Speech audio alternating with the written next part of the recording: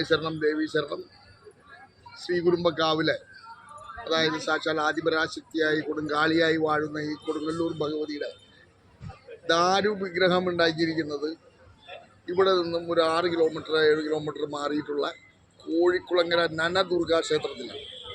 ആ നനദുർഗാ ക്ഷേത്രത്തിൽ നിന്നാണ് ഈ വേര്, അതായത് ഈ തടി കൊണ്ടുവന്നത് അവിടെ ആയതിൻ്റെ ഫലമായിട്ട് നമ്മളുണ്ടാക്കിയ ഈ ശ്രീവിഗ്രഹം, വടക്കോട്ട് കാണുന്ന ദാരു വിഗ്രഹം ഉണ്ടാക്കിയ എൻ്റെ പേരിൽ നമ്മളുടെ കൊടുങ്ങല്ലൂർ കാവിൽ നിന്നും ഇന്ന് ഇവിടെ ഒരു ദിവസം നടത്തപ്പെടുന്ന എല്ലാവിധ ആചാരാനുഷ്ഠാനങ്ങളും വർഷത്തിൽ ഒരിക്കൽ നടത്തപ്പെടുന്ന സുദിനമാണിന്ന്. അത് കർക്കിടകത്തിലെ 3ാമത്തെ ഞായറാഴ്ചയാണ് ഇവിടുന്ന് ചെയ്യുന്നത്.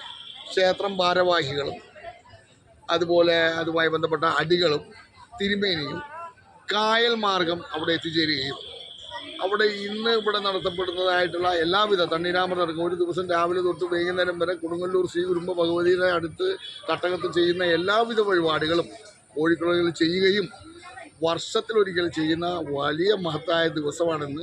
ഇവിടുന്ന് കായലിൽ കൂടിയാണ് പോവുക. തിരിച്ചു വരുമ്പോൾ എല്ലാവരും വണ്ടിയിൽ വരും. കാരണം 4 മണിക്ക് ഇവിടെ തുറക്കണ്ടേ. ഇവിടുത്തെ പ്രധാന അടികൾ കീഴ്ശാന്തിക്കാരൊക്കെ പോയിട്ടാണ് ഈ മഹോത്സവം കൊണ്ടാടുന്നത്. ഭക്തജനങ്ങൾ ഇപ്പോൾ ഈ ബോട്ടിൽ സൗകര്യങ്ങളൊക്കെ ആയതാണ്. പണ്ട് തോണിയിൽ തുഴഞ്ഞാണ് പോയിരുന്നത്. അതിൻ്റേതായ അവകാശികളായിട്ടുള്ള ആളുകളുണ്ട്.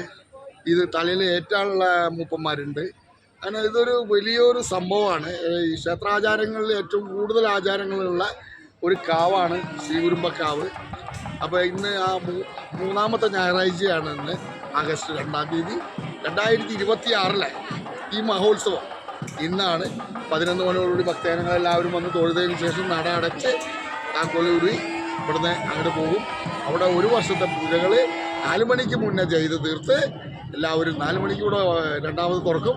അതുവരെയുള്ള ടൈമിൽ അവിടെ എല്ലാ പൂജയും നനദുർഗാ ക്ഷേത്രത്തിൽ മേൽശാന്തി ചെയ്യുകയും അടികളുടെ ചെയ്യുകയും വളരെ ഭംഗിയായി എത്തിച്ചേരും. ഭഗവതിയുടെ എല്ലാ കടാക്ഷവും എല്ലാ ശ്രീകുരുമ്പ ഭക്തർക്കും ഉണ്ടാവുന്ന